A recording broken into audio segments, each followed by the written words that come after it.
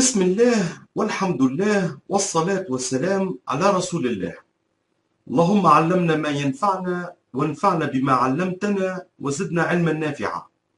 نعوذ بك اللهم من علم لا ينفع ومن قلب لا يخشع ومن نفس لا تشبع ومن عين لا تدمع. اللهم اغفر الذنوب واستر العيوب يا علام الغيوب. أما بعد، عسلامة ومرحبا بكم. اليوم إذا حب المولى عز وجل باش نشوفوا غزوة أحد من أولها لآخرها، باش نحاولوا نعيشوها كما عاشوها الصحابة رضي الله عنهم والمصطفى عليه أفضل الصلاة والسلام. الغزوة كانت يوم السبت 15 شوال 3 هجري، يقابلها شهر جانفي 625 ميلادي. الخروج كان يوم الجمعة قبل صلاة العصر، والمعركة كانت من غدوة يعني يوم السبت في الصباح. عظيم. كما نشوفوا على الخريطة قدامنا لهنا ثم المسجد النبوي الشريف اللي هو في قلب المدينة. اللي قدامنا لهنا هذا هو جبل أحد الكبير.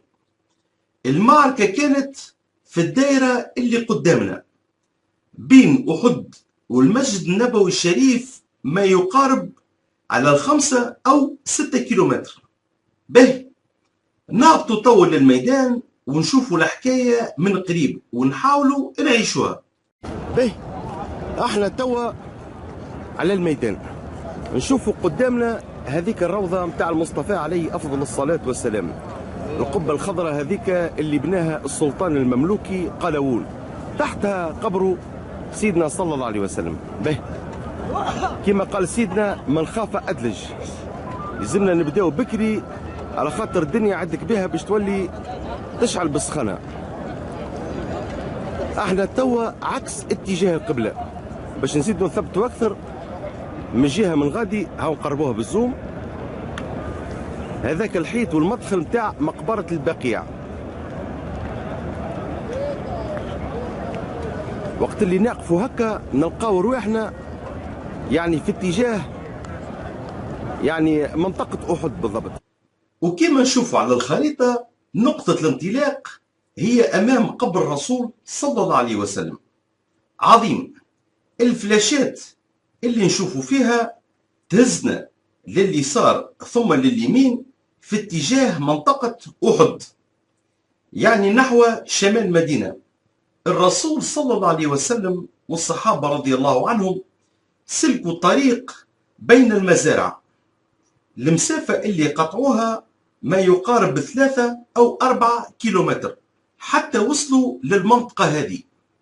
المنطقة هذه اسمها البدائع، وفيها أطم الشيخين اللي فيما بعد يعني بجنبه باش يتبنى مسجد اسمه مسجد الشيخين. ما زلنا نمشيو في ثنيتنا نحو أحد. قلنا أن الرسول صلى الله عليه وسلم خرج يعني بعد صلاة الجمعة وقبل صلاة العصر. وصلوا للمنطقة هذه. الشارع هذا اسمه سيد الشهداء رضي الله عنه وارضاه، ولكن في المنطقة هذه ثم جامع صغير يذكرنا برشا حاجات. شوفوه الجامع هذا.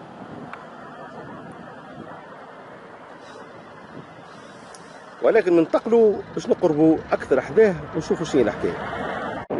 المسجد هذا اسمه مسجد الشيخين، وكذلك يعيطوا مسجد الدرع أو البدائع. والمنطقة هذه تتسمى كذلك البدائع، ولكن معروفة زمان يعني وقت الرسول صلى الله عليه وسلم بأطم الشيخين. الأطم كما قلنا سيتون فورتغاس، ولكن شكونهم هذوما اللي يقول عليهم الشيخان؟ هما امرأة وراجل من اليهود كبار في السن، كانت ما بيناتهم حكاية متاع عشق وغرام لا أكثر ولا أقل. الرسول صلى الله عليه وسلم صلى في المكان هذا العصر كذلك المغرب والعشاء، وبات في المنطقة هذه يعني 1000 مقاتل، ولكن وقع خلاف بينه وبين عبد الله ابن أبي ابن سلول. الخلاف يعني في الأصل هو كان من المدينة، على خاطر ثم ناس قالت نخرجوا والرسول صلى الله عليه وسلم قال نتحصنوا في المدينة. ابن سلول كان كذلك قال نتحصنوا في المدينة وما نخرجوش.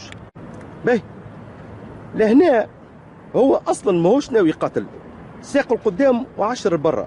قال على ما نقتل أنفسنا، يعني اسمع رأي الصبيان وما خداش برأيي. الرسول صلى الله عليه وسلم كما قلنا بات يعني ليلة السبت نهار الجمعة في الليل، باتوا لهنا وآمر الحراسة يعني الضابط متاع الحراسة هو سيدنا محمد ابن مسلمة رضي الله عنه وارضاه. كانوا معاه 50 واحد بيتين ليل كامل يعسوا على البقية. ابن سلول الخيانة متاعه عملها في المنطقة هذه، هز معاه 300 واحد من المنافقين، وكذلك شعر بركة ولا انسحبوا معاه بنو حارثة وبنو سلمة، ولكن المولى عز وجل ثبتهم وقعدوا مع الرسول صلى الله عليه وسلم.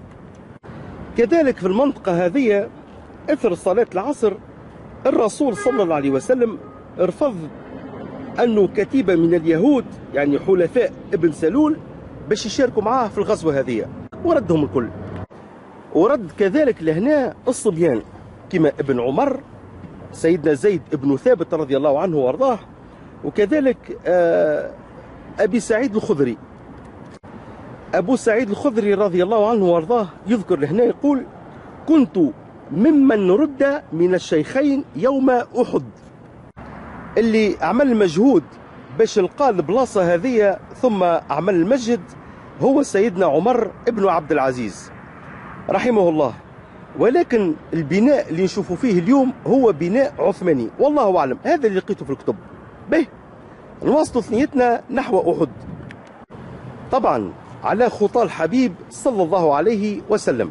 به ولكن قبل ما نواصلوا نحاولوا نتعرفوا ونفهموا المسلك اللي مشى فيه الجيش من أطم الشيخين بمنطقة البدائع إلى جبل الرماة جبل عينين مرورا بحرة بني حارثة.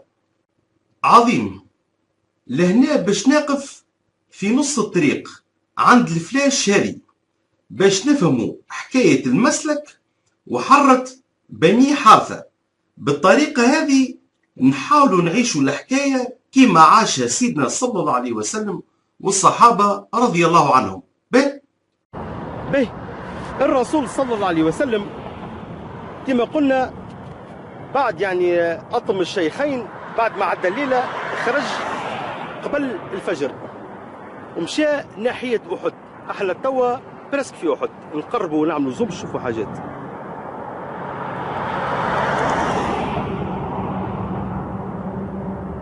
هذاك الجبل أحد كبير ولكن ثم جبل صغير نشوفوا فيه قدامنا، هذاك يتسمى جبل الرماة. أنا نروح حداه مقبرة الشهداء. البلاصة هذه اللي احنا فيها تتسمى حرة بني حارثة. الرسول صلى الله عليه وسلم قال شكون يتعدى بينا من الثنية ونجيو من التالي من الناحية هذه. علاش؟ على خاطر لو نتأملوا نلقاو لهنا بعد الجراج الكبير هذايا والديار هذه ثم منطقة اسمها السبخة، وين كان يعني جيش الكفار جيش مكة معسكر، يعني وين كان يعني بليتو المعسكر متاعهم. به الرسول صلى الله عليه وسلم قال شكون يتعدى بنا ويجي من الناحية هذه حتى نوصلوا الجبل الرماة. واحد من الصحابة تقدم هو من بني حارثة، ولكن لهنا عرضهم واحد أعمى وضرير اسمه رافع ابن قيضين. هذا بدأ يسخط وينخط يرمي في التراب على الرسول صلى الله عليه وسلم، وقال لو كنت نشوف تو نمشي لك ونضربك، ولكن مع قلة الأدب بتاعه ثم شكون مشى لهم الصحابة والرسول صلى الله عليه وسلم تدخل قال لهم لا سيبوه، هذا أعمى البصر وأعمى البصيرة. دونك الرسول صلى الله عليه وسلم واصلوا من الناحية هذه بشوية بشوية، تعداوا من شعب الجرار اللي هو أسفل الجبل حتى وصلوا الجبل الرماة. الجبل اللي نشوفوا فيه من بعيد هذاك هو. به نواصلوا السير متاعنا حتى نوصلوا. لو نتأملوا لهنا نلقاو ثم واد،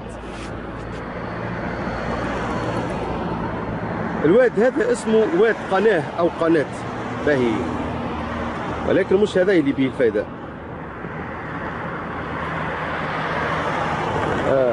احنا توا بالضبط مقبلين للقبلة. نقربوا شوية نعملوا زوم.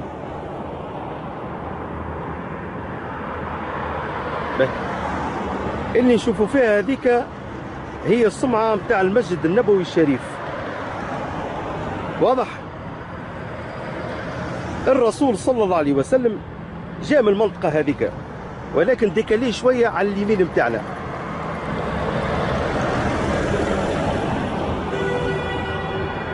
وصل المنطقة يشوفوا مثلا وين البناية هذيك تو اللي راه فيها مثلا اللي بالاحمر ورا النخل ورا السور هذاك. الرسول صلى الله عليه وسلم توقف على خاطره شاف قريش اللي جايين على اليسار نتاعو، توقف لهنا وتأمل. به الكلام اللي كنت نقول فيه نشاهدوه على الخريطة.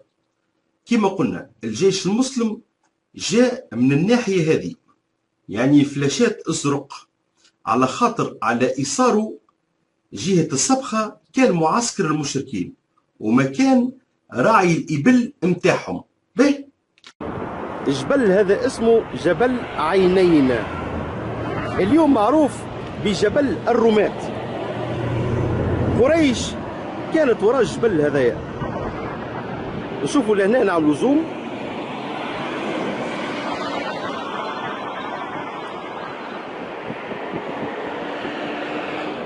كانوا واقفين وين النخل اللي نشوفوا فيه. زيدوا نعملوا الدورة أكثر. هذايا جبل أحد.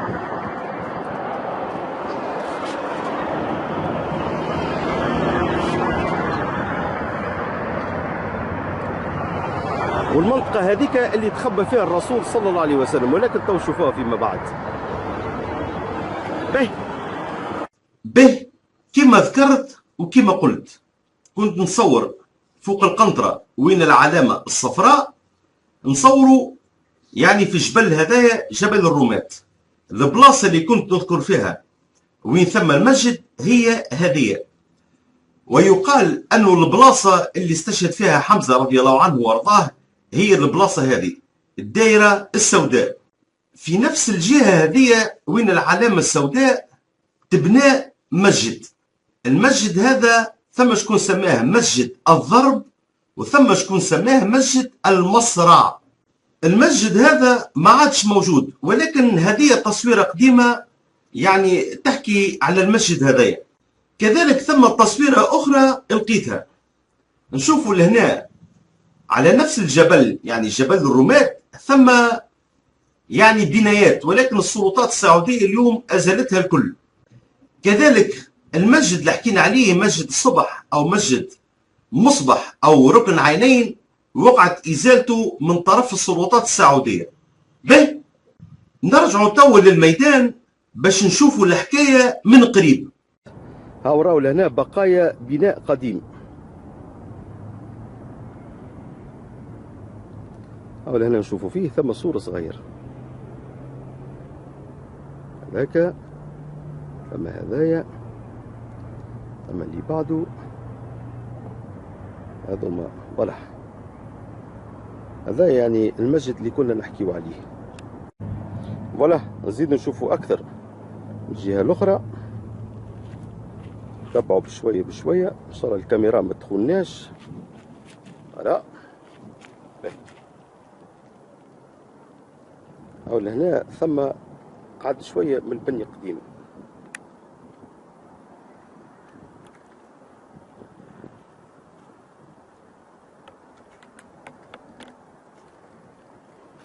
فوالا هذاك هو البني القديم. هذا يعني كما قلنا مثلا هذا جبل الرماة جبل عينين، ولكن هو الرفي أحد قدامنا من الجهة الأخرى. به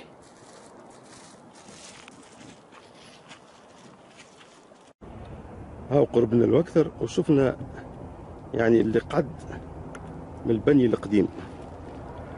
فوالا أنا نشوفوا فيه. به العبد لله أنا توا أنا فوق جبل. شوفوا مليح باش نوريكم البلاصة. أنا توا في البلاصة اللي صلى فيها الرسول صلى الله عليه وسلم صبحية الغزوة. هذايا من بقايا المسجد. لا شوفوا اكثر هكا. هذا هو الواد هذاك اللي نشوفوا فيه واد قناة. زيد نشوفوا حاجة أخرى. باهي توا خرجت شوية طلعت يعني فوق الرقوبة هذه باش نشوفوا أكثر البلاصة اللي صلى فيها الرسول صلى الله عليه وسلم. شفناها يعني من زاوية أخرى. لا.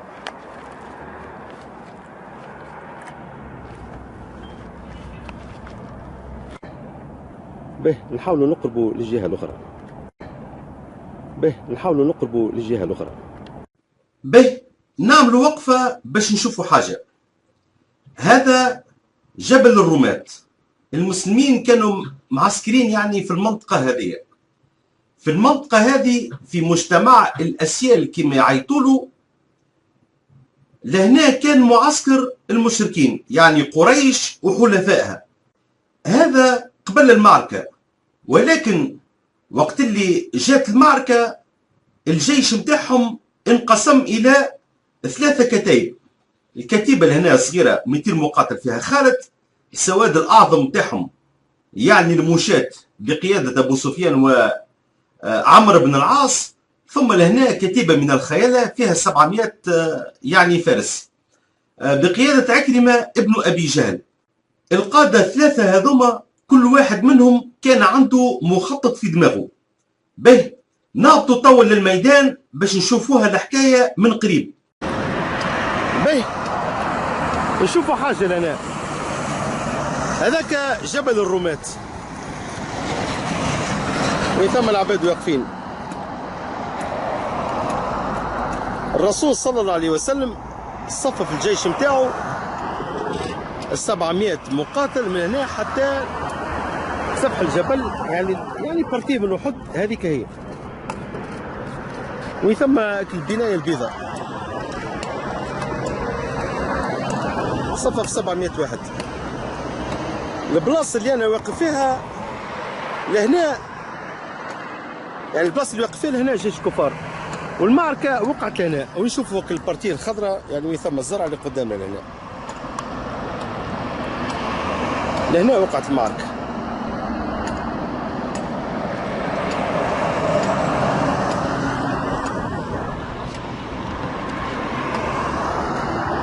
المعركة يعني في أولها فهمتني كانت يعني لصالح المسلمين، لأن الكفار بدأوا يتراجعوا وهربوا من الناحية هذه.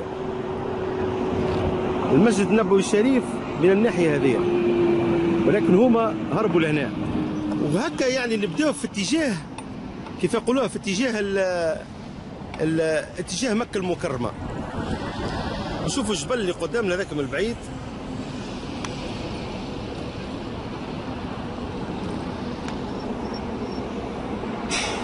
هذاك الجبل عير، يعني هذاك فيه كما يقولوا الحد، يعني حدود الحرم المدني.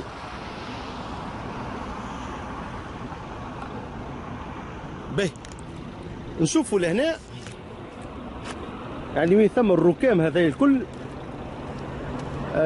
المعسكر الكفار كان في المنطقة هذه. به نوقفوا الفيديو نحاولوا نقربوا لها باش نشوفوها يعني من قريب.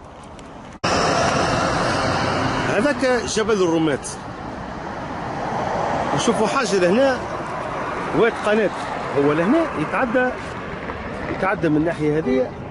ثم واد آخر شفناه يجي من غادي وكلهم يتقابلوا. لهنا يتسمى مجمع الأسيال، وهذا لهنا هو معسكر قريش وحلفائها من كنانة.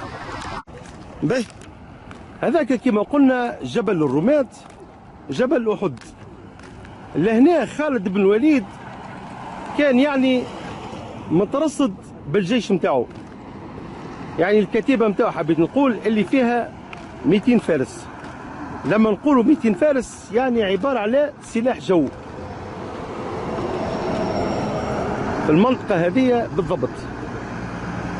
حب يلتف يعني جبل الرماة 3 مرات، ولكن جماعة سيدنا عبد الله بن الزبير منعوه. به ندوروا شوية على يميننا. ونشوفوا قبل كما قلنا القبلة هكا. منين جات قريش؟ قريش جات يعني ولا جات من الناحية هذه، وقفوا وينك النخل، وينك النخل كانت ثم سبخة، ولهنا ما بيناتنا هاو نشوفوا مثلا ولا شوفوا لهنا شفتوا القنطرة هذيك ثم الوادي واصل في الناحية هذيك فهمتي ولا دونك ثم سيباراسيون بين الناحية يعني وين ثم النخل وين احنا موجودين توا. الكفار كانوا قاعدين في الناحية الأخرى. الرسول صلى الله عليه وسلم أعطى الأمر لعبد الله ابن جبير رضي الله عنه وارضاه معاه 50 واحد من أمر الرماة، قالوا لهم يعني قال لهم اقعدوا فوق جبل هذا الجبل عينين وين أنا موجود قاعد نصور، وأحموا ظهورنا. به الصحابة امتثلوا طلعوا على الجبل هنا. ولكن كيفاش كانت المعركة؟ نقفوا في الناحية هذه ونثبتوا مليح. الرسول صلى الله عليه وسلم عسكر في المنطقة هذه يعني هذه المقبرة متاع الشهداء، شهداء أحد، ولكن الأصل ما كانتش لهنا، كانت في بلاصة أخرى نحكيو عليها من بعد.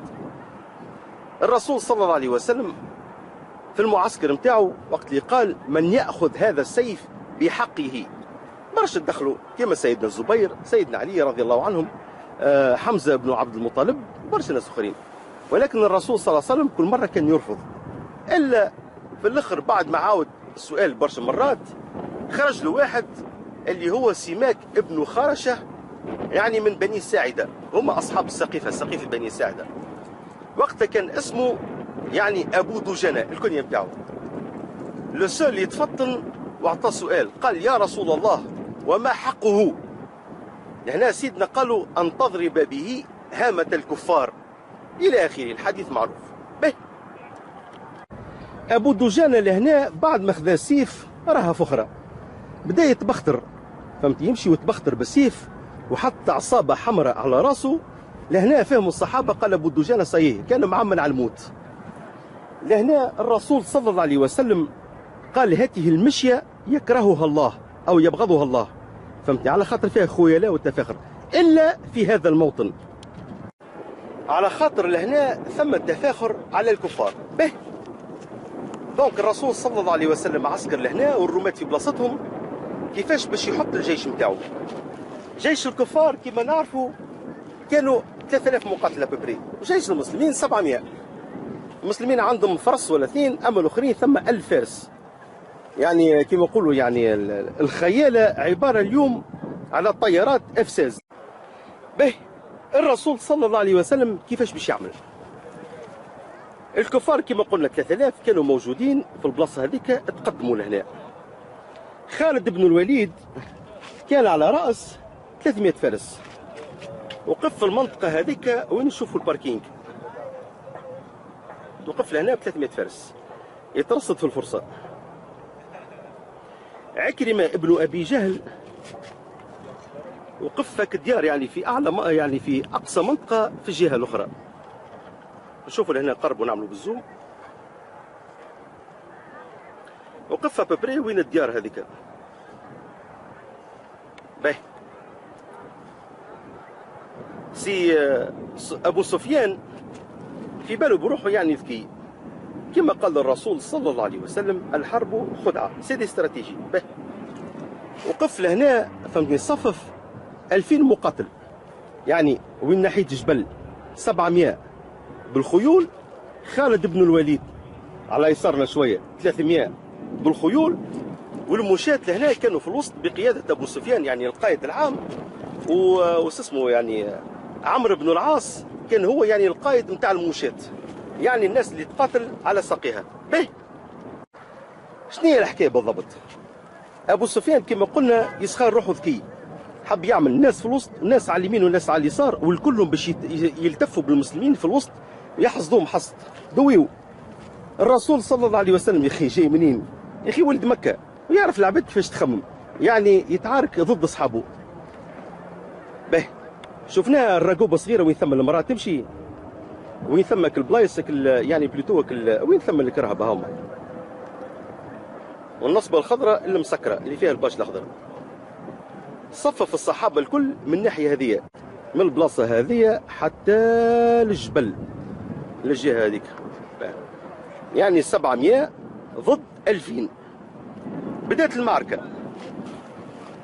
حمزه بن عبد المطلب والزبير وعلي رضي الله عنهم الكل لهنا دخلوا بقوه، ركزوا على حمله الرايه اللي هما من بني عبد الدار، يعني جماعه هذاك ابن ابي طلحه وعثمان العبدريه بصفه عامه الكل، وبدا الضرب فيهم.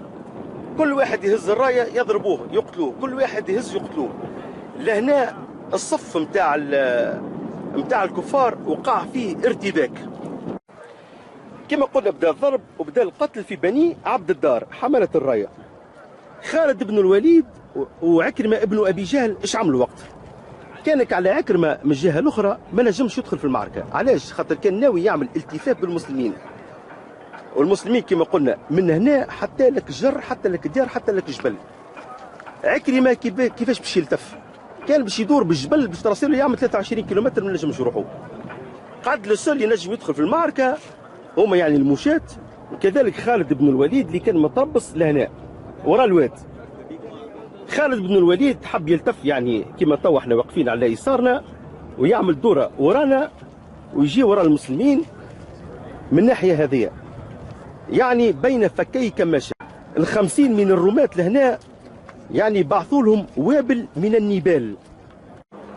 خالد بن الوليد عمل 3 محاولات و3 محاولات فشلوا. كانك على الكفار الكلهم هربوا للناحيه هذيك. طبعا الرايه طاحت يعني 9 مرات وحتى حد ما نجم يهزها، الرايه طاحت سيء، قال لك خسرنا، الناس كل بداوا هاربين من الناحيه هذه. المسلمين خلطوا عليهم. سيدنا الزبير رضي الله عنه وارضاه يقول فيما بعد الحديث نتاعو المشهور، يقول لك يعني خلطنا حتى الاخر المعسكر نتاع الكفار، يعني وين النساء في الاخر، يعني الرجال هربوا والنساء كذلك ولاو مشمرين وهاربين. وقت اللي قال سيدنا الزبير يعني ما بقى لنا يعني حتى شيء باش نشدوا يعني هند بنت عتبه والجواري نتاعها. الرماة لهنا ال50 يراقبوا في المعركه وفات، قال لك سيد الدنيا فات، نهبطوا نهزوا الغنايم. ولكن نساو اللي الرسول صلى الله عليه وسلم يعني كما يقولوا اعطاهم الامر، قالوا لهم ربحنا ولا خسرنا ما تهبطوش. اذا ربحنا ما تهبطوش، واذا خسرنا ولو احنا موت على الارض والطيور بدات تهبط يعني تاكل في اللحم نتاعنا، مهما كان ما تهبطوش. الامر واضح وصريح. مالوريزمون لهنا الرماة خالفوا امر الرسول صلى الله عليه وسلم، والمشكله باش تجي لهنا على خاطر البركه في اتباع وصايا الرسول صلى الله عليه وسلم. هبطوا ما بدوا، قال لك حتى احنا زاد باش نلموا الغنايم. ابن جبير قال لهم ما تهبطوش وما تهبطوش، قال لك لا نهبطوا، المعركه فات وانتهت. ولكن ثم واحد كما نقولوا بلغتنا بمفهومنا يعني بالثقافه نتاعنا يقلب الاطراح، يعني يلعب 90 دقيقه. خالد بن الوليد مازال ما مشاش، مازال هنا واقف والجيش نتاعو متكامل، يعني كيف يقولوها يعني لحمه واحده. ولكن المسلمين وينهم؟ المسلمين كانت ثم ناس يعني في جهه النخل غادي، ناس لهنا، ناس تلم في الغنايم، فهمتي الحكايه دامت ابوبري ربع ساعه يلموا في الغنايم، والرسول صلى الله عليه وسلم واقف في الناحيه هذه يعني وين مقبره الشهداء. تو وصلنا لل90 دقيقه نتاع المعركه. خالد بن الوليد دخل هنا، التف حول الجبل يعني تاع الدورانه وجاء من الناحيه هذه فوق الجبل هذايا قداش فهمتني، لقى 10 من الناس خاطر ثم 40 هبطوا، ولكن لقاهم وين؟ لقاهم ملوطه شويه في الرقوبه الصغيره اللي نشوفوا فيها قدامنا. طلع لهنا بالحصان نتاعو وقتلوا ال10، ولكن لهنا بدا يصيح اعلو هبل اعلو هبل. شكون يشوفوا من الناحيه الاخرى؟ امراه يعني من قريش اسمها علقمه الحادثيه، فهمت؟ ترى في 200 يعني فارس من الجهه الاخرى، فهمتني؟ مشات للرايه هزتها وبدات تحرك فيها. ولهنا خالد طبعا هو يعني فهمتي صوته قوي ومعروف يعيط من بعيد اعلو هبل اعلو هبل. الكفار اللي كانوا غاديك رجعوا، ولكن لهنا الصدمه الكبيره. خالد بن الوليد بعد ما قتل ال10 المتبقين يعني من ال50 يعني الرماة هذوك، مشاو يفركسوا في الرسول صلى الله عليه وسلم. ولكن وين الرسول؟ الرسول في الناحيه هذيك، يعني أول كتيبة اصطدمت بالرسول هي كتيبة خالد. أول كتيبة اصطدمت بالرسول صلى الله عليه وسلم كما شفنا هي كتيبة خالد. الرسول معاه شكون؟ سعد بن أبي وقاص، طلحة بن عبيد الله رضي الله عنه وارضاه، و11 من الأنصار من الشبان. الرسول صلى الله عليه وسلم قدامه يشوف الموت، يعني 200 فارس ضادمين عليه. قال: من يرد عنا القوم وله الجنة، وقول الآخر يعني وهو رفيقي في الجنة. اللي يوقفوا يدافعوا على الرسول صلى الله عليه وسلم لهنا 11 واحد يعني من الأنصار. ال 11 هذوك تحصدوا بالواحد ما نجم يعملوا حتى شيء قدام 200 ماتوا. الرسول صلى الله عليه وسلم قال: ما أنصفنا أصحابنا.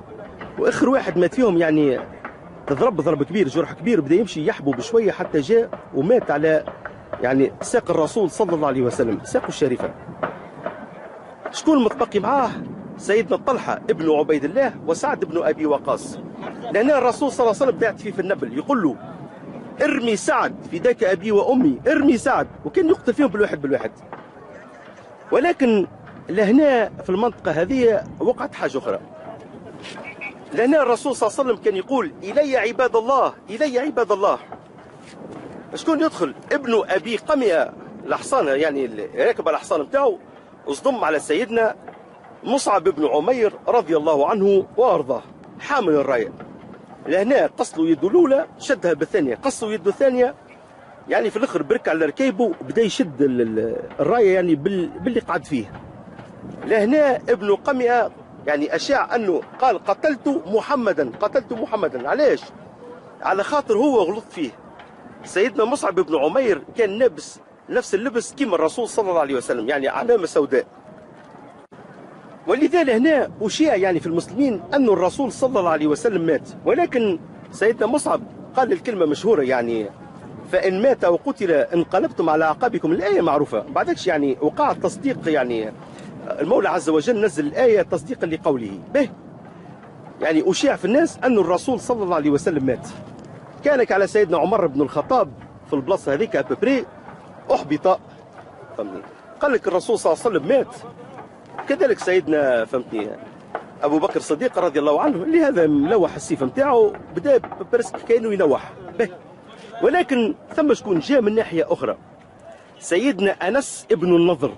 سيدنا انس هذايا وقت اللي كانت غزوه بدر ما حضر لهاش، قال: يا رسول الله، اذا ثم يعني غزوه اخرى تو تشوفني ايش نعمل. والسيد هذا رضي الله عنه وارضاه كان صادق في القول نتاعو. نهارتها ما كانش مع جملة المسلمين، ولكن فهمتي خلط على خاطر كان يعني في تجارة. قالوا له: راهو الرسول صلى الله عليه وسلم فهمتني يحارب في بدر، في أحد، جاي يجري على ساقيه، لقاه في الناحية هذه ببري سيدنا عمر. قال لهم: ايش بيكم؟ قالوا له: يعني قتل رسول الله. قال لهم: يعني إذا كان مات فقوموا وموتوا على ما مات عليه. بالسيف نتاعو كان يتقدم يعرض سيدنا سعد بن عبادة. قالوا: إلى أين يا أنس؟ قالوا: إني أشم رائحة الجنة دون أحد. اتقدم سيدنا أنس وبدأ يعني اصطدم فك المجموعة المقاتلة.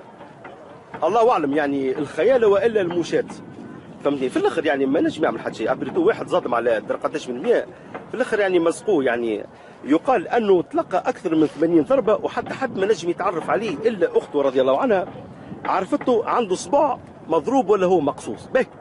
الرسول صلى الله عليه وسلم وين موجود؟ موجود أبابري في الناحية هذه. لهنا هكا المعروف يعني أبو عامر الفاسق، لهنا سكيباري حفر حفرة ولا حفرتين ولا اللي هو، قال هذه البلاصة كانوا يتنبأ باش يطيح فيها الرسول صلى الله عليه وسلم.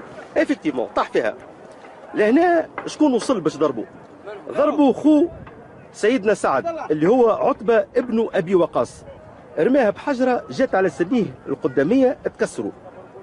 وكذلك ابن قمئة لعنه الله خلط لهنا، ضرب الرسول صلى الله عليه وسلم الضربة الأولى على كتفه، ولكن اللي حماه لهنا هو كان لابس زوز دروع. ابن قمئة لعنه الله يكمل يضرب الرسول صلى الله عليه وسلم بالضربة الثانية. الضربة جات على رسول، ولكن اللي حماه لهنا بلوتو اللي حماته هي الخوذة كالكاسكة اللي تتحط على الراس.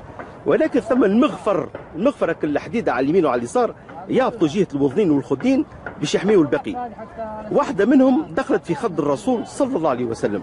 به ابن قمئة لهنا قال خذها وانا ابن قمئة.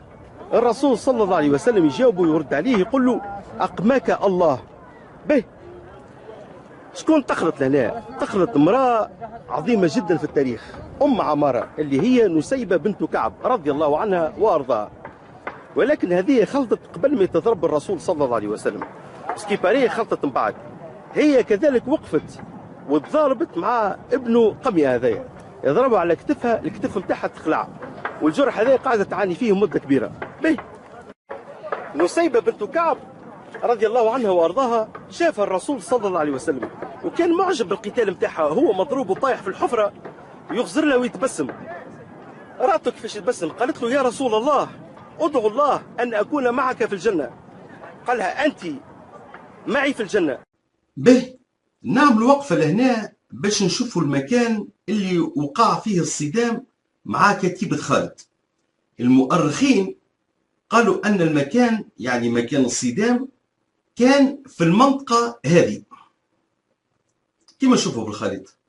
يقولوا أنها كانت 150 متر من مقبرة الشهداء. هذه مقبرة الشهداء يعني 150 متر في الناحية هذه.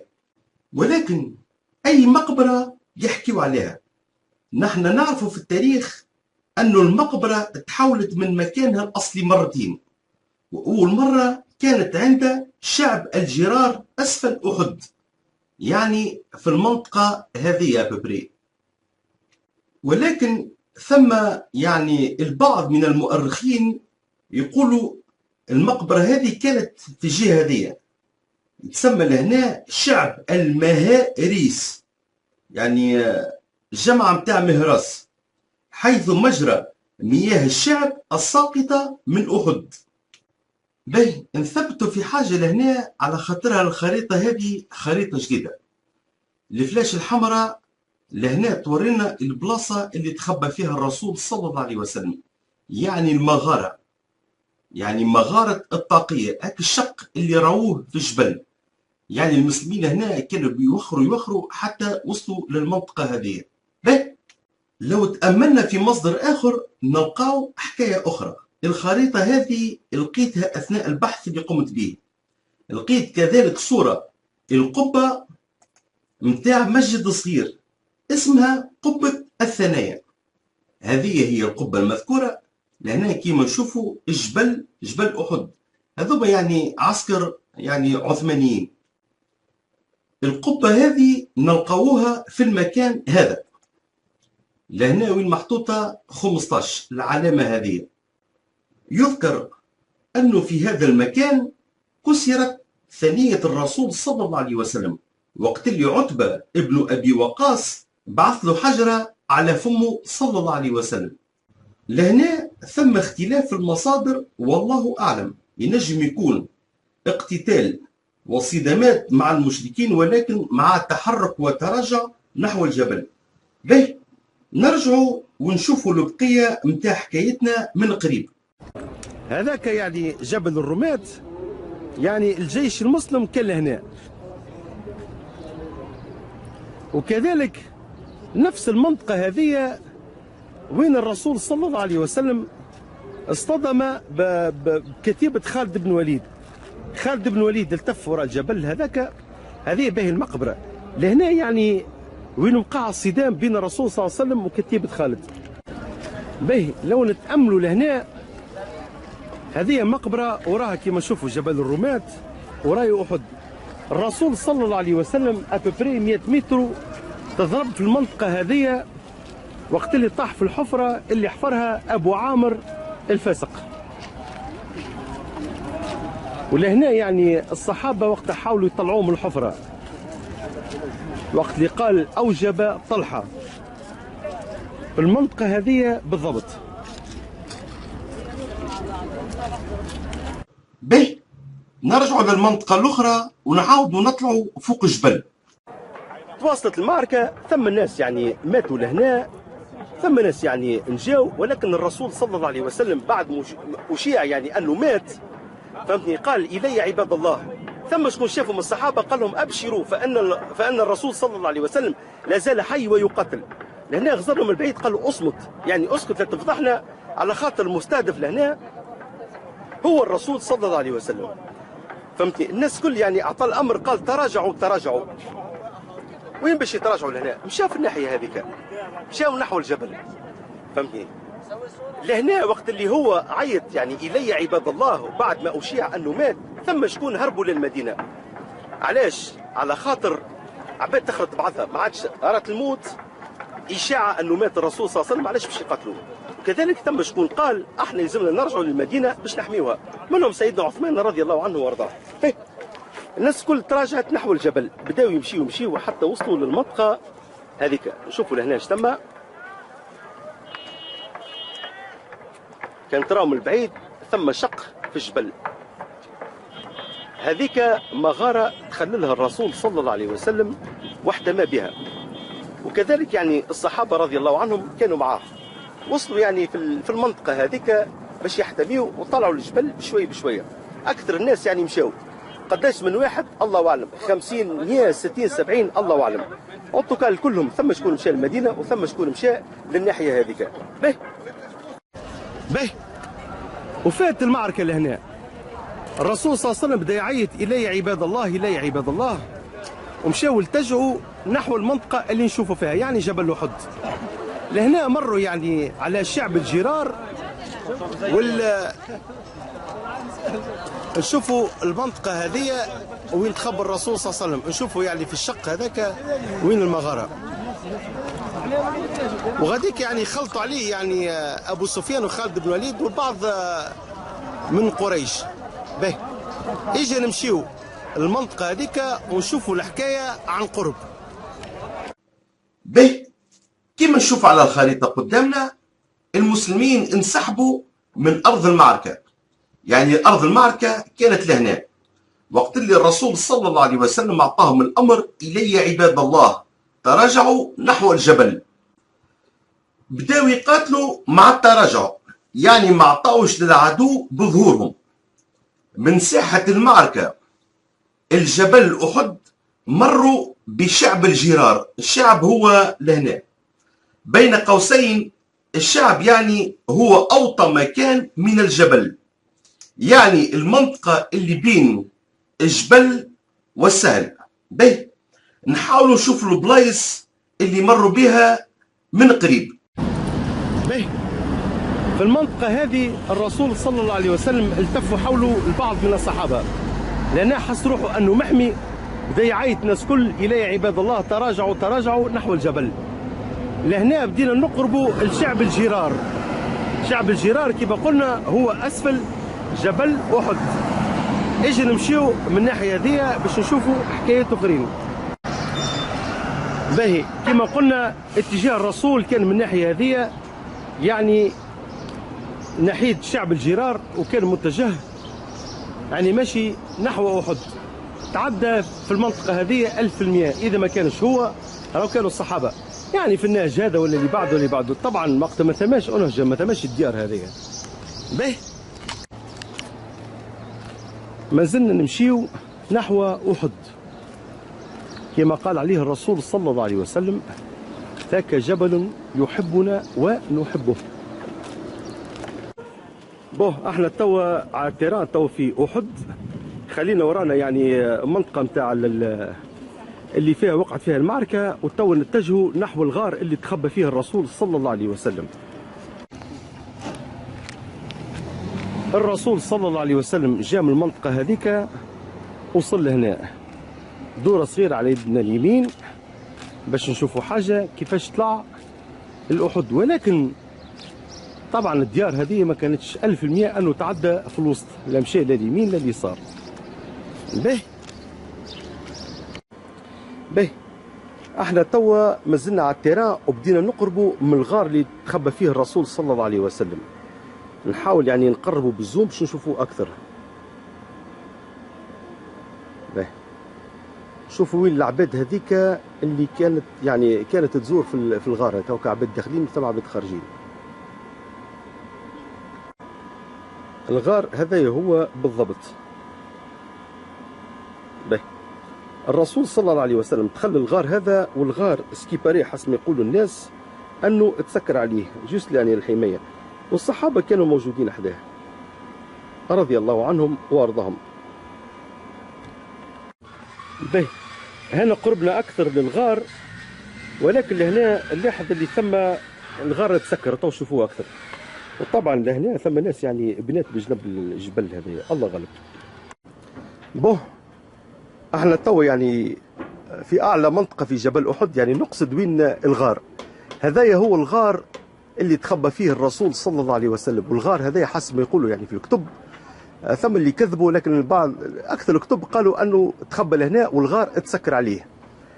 لهنا كان يعني الرسول صلى الله عليه وسلم متخبي، وفي المنطقه هذه يعني وين واقف انا تو البلاصه اللي نصور فيها، نحاول يعني نشوف مثلا هنا في المنطقه هذه كانوا واقفين بعض الصحابه. يعني سيدنا عمر هنا كان يجاوب في ابو سفيان وقت اللي قال له وقت اللي ابو سفيان قال له اعلو هبل، فهمتني.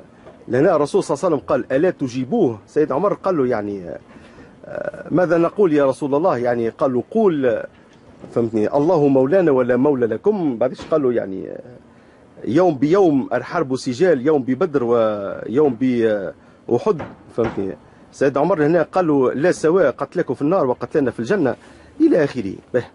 نشوفوا البلاصة اللي كان فيها أبو سفيان، يعني كيف يقولوها قاعد يتكلم، يعني يقول أعلو هبل. في المنطقة هذه اللوطة من هنا، ونشوفوا العبد يعني وين يوقف الكهرباء البيضة هذيك، على خاطر يعني خالد بن وليد والجماعة فهمتي حبوا يطلعوا. الرسول صلى الله عليه وسلم قال اللهم لا يجب أن يعلون القوم. الله غالب ثم البن يعني حتى الجبل أحد سيت اون مونتاليتي ما يعرفوش معناتها يعني ان باتريمون، والا كيف يقولوا حاجات تاريخية، معالم تاريخية. كما نشوفوا الغار هذايا يعني السلطات سدته، ولا حطت فيه يعني الحجر والسيمان باش يسكروه، وحتى حد ما عادش يطلع. على خاطر بوه يلزمنا نفهموهم يعني في المعتقدات. ثم مثلا اكثر ناس تعرف السيره النبويه هما اهل الباكستان، وهذوك يعني اي بلاصه تعدى فيها الرسول كالزم يعني يباتوا فيها، يوليوا يتعبدوا الاقصى حد، يعني ربما يعني اكثر الاوقات يتيحوا في الشرك، لا اكثر ولا اقل. به الجيش المشرك بعد ما مثل بالشهداء رحمهم الله، وبعد ما ابو سفيان قال الكلمتين متاعو، قريش واللي معاها هزوا رواحهم ومشاو. عظيم. الرسول صلى الله عليه وسلم بعث سيدنا علي رضي الله عنه باش يتبع جيش المشركين ويمشي وراهم حتى يعرف نيتهم، زعما عازمين على المرواح والا ناويين يعملوا كرة على المدينة. في نفس الوقت سيدنا صلى الله عليه وسلم نزل من الغار، ولهنا كانت صلاة الظهر، ثم كذلك دفن الشهداء رضي الله عنهم. كما نشوفوا في الخريطة الغار هو لهنا. به الصلاة كانت عند سفح الجبل في البلاصة هذه، يعني في شعب الجرار. ثم كذلك الدفن كان في نفس المنطقة قبل ما يصيبها سيل، وهذا في عهد خلافة معاوية رضي الله عنه. به نركزوا مليح مع البلاصة هذه، وطول نهبطوا للميدان ونشوفوا الحكاية من قريب. ما زلنا في سفح يعني جبل أحد في شعب الجرار. نعملوا طلة من هنا، ندوروا الكاميرا، ولا ندور الكاميرا ونشوفوا البلاصة هذه. هذايا قديما كان مسجد، لليوم مازال موجود، ولكن السلطات مهملته، الله غالب. سيت اون مونتاليتي. المسجد هذا اسمه مسجد الفسح. الرسول صلى الله عليه وسلم بعد المعركة، بعد ما هبط يعني من غار اللي تخبى فيه يعني بتاع أحد، وجماعة قريش مشاو، سيدنا صلى الله عليه وسلم صلى فيه الظهر والعصر، وهو يعني كان يصلي وقاعد، على خاطر كان يعني بالجراح الضرب على كتفه واللي على راسه وسنيه اللي تكسروا إلى آخره. وكذلك الصحابة رضي الله عنهم كانوا يصليوا كيفه قاعدين. يقال يعني في البلاصة هذه نزلت آية: أعوذ بالله من الشيطان الرجيم، يا أيها الذين آمنوا إذا قيل لكم تفسحوا في المجالس فافسحوا يفسح الله لكم. صدق الله العظيم. المنطقة هذه كما قلنا شعب الجرار، والمسجد هذا البناء متاعه قديم، ولكن اللي بقى منه هذا هو يعني بناء عثماني والله أعلم. هذا هو المسجد، هنا قربنا له باش نشوفوه أكثر.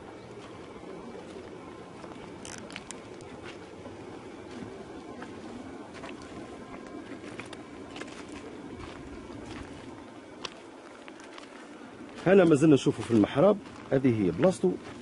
الرسول صلى الله عليه وسلم لهنا صلى يعني بالصحابة رضي الله عنهم وارضاهم صلاة الظهر وصلاة العصر والله أعلم. المقبرة اللي نشوفوا فيها هي مقبرة الشهداء، ولكن بعد ما فات المعركة الرسول صلى الله عليه وسلم صلى الظهر والعصر وكذلك على الشهداء في المسجد اللي شفناه، يعني مسجد الفسح، وبعد دفنوهم في المنطقة هذيك. المنطقة هذيك اسمها كما قلنا شعب الجرار، ولكن شعب الجرار في أثناء خلافة معاوية رضي الله عنه وارضاه 46 هجري أصابها سيل، اهتزوا باش يحولوا المقبرة لمنطقة أخرى، وكذلك في القرن هذا يعني في الأربعينات أصابها سيل واحد آخر، غيروا المقبرة وجابوها للمقبرة هذه. احنا لهنا يعني من الناحية الأخرى من المقبرة.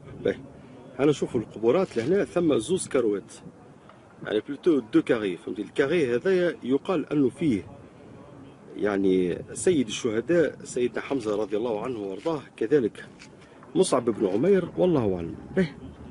وثم كاري واحد آخر من الناحية الأخرى نلقاو مثلا من جملة الشهداء عثمان ابن عثمان، كذلك عمرو ابن معاذ ابن نعمان أخو سيدنا سعد بن معاذ، الحارث ابن أنس بن رافع، عمار بن زياد ابن السكن. هذايا من هاك الأحداث اللي دافع عن الرسول صلى الله عليه وسلم وقت اللي اصطدموا كتيبة خالد.